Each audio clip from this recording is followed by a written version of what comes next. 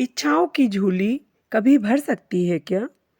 एक राजमहल के द्वार पर बड़ी भीड़ लगी थी। किसी फकीर ने वहां के सम्राट से भिक्षा मांगी थी।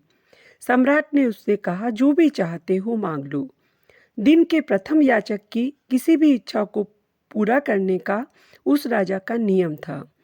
उस फकीर ने अपने छोटे से भिक्षा पात्र को आगे बढ़ाया और कहा, महाराज, बस इसे स्वर्ण मुद्राओं से भर दें। सम्राट ने सोचा, इससे आसान बात और क्या हो सकती है। लेकिन जब उस भिक्षा पात्र में स्वर्ण मुद्राएं डाली गईं, तो ज्ञात हुआ कि उसे भरना असंभव था, क्योंकि वह तो जादुई था।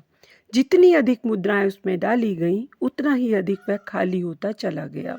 सम्राट ने अपने सारे खजाने खाली कर दिए, लेकिन भिक्षा पात्र खाली ही रहा। उसके पास जो कुछ भी था, सभी उस पात्र में डाल दिया, लेकिन अद्भुत, पात्र अभी भी खाली का खाली ही रहा।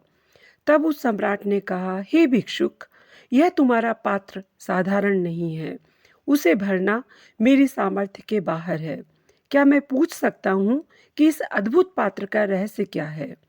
यह सुनकर वह फकीर जोर जोर से हंसने लगा और बोला, इसमें कोई विशेष रहस्य नहीं है। मैं शमशान से निकल रहा था कि मुझे मनुष्य की खोपड़ी मिल गई। उसे ही मैंने भिक्षा पात्र बना लिया है। मनुष्य की खोपड़ी कभी भी भरती नहीं है, इसलिए यह भिक्षा पात्र भी कभी नहीं भरा जा सकता। धन संपदा, शानो शौकत, भोग विलास किसी से भी भरो, लेकिन यह खाली ही रहेगी, क्योंकि इन चीजों से भरने के लिए यह बनी ही नहीं है।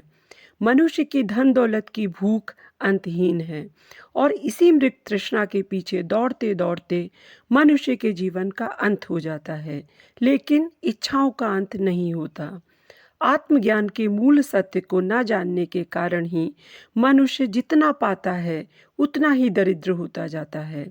हृदय की इच्छाएं कुछ भी पाकर तृप्त नहीं होती, क्योंकि एक इच्छा पूर्ण होने पर नई इच्छाएं जन्म ले लेती हैं। हृदय तो परमात्मा को पाने के लिए बना है। परमात्मा के अतिरिक्त और कहीं परम संतुष्टि नहीं। उसके सिवाय कोई भी सांसारिक सुख मनुष्य को तृप्त करने में असमर्थ है। थैंक्स।